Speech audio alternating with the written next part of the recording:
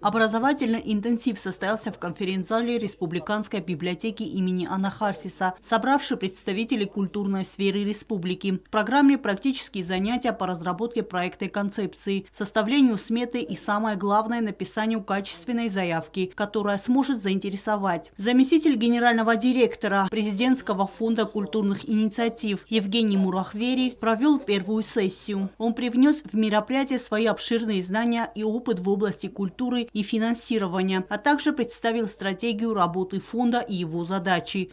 Сегодня у нас фактически стартовала основная фаза обучающая. Мы хотели бы всех творческих людей, кто готов действительно потратить время, а это минимум 3 дня, для того, чтобы окунуться в увлекательное такое, так сказать, обучение написанию проектов для подачи на грантовый конкурс. Это очень важный момент, потому что если этой опцией, да, вообще это социокультурное проектирование чистой воды, потому что поддерживаем мы соцкультурные проекты. И вот если научиться вот эту опцию, да, в республике у каждого будет творческого человека понимание, что чтобы реализовать свой проект, я могу его оформить, заявку, предварительно разработать, все нюансы понимаю, как это делается, разработать и подать на конкурс, я могу, так сказать, поучаствовать в этом конкурсе и, ну, то есть, собственно говоря, в случае успешного его подтверждения, одобрения, получить на реализацию эти деньги.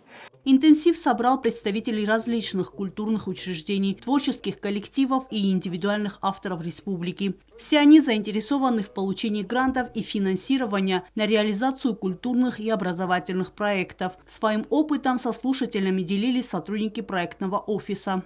Мы сделали больше программу, чем мы обычно делаем так по регионам Российской Федерации.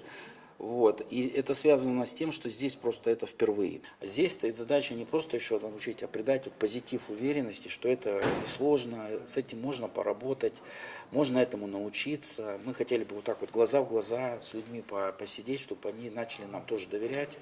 Немножко сошла вот эта история о том, что пафосность фонда, что это доступно людям.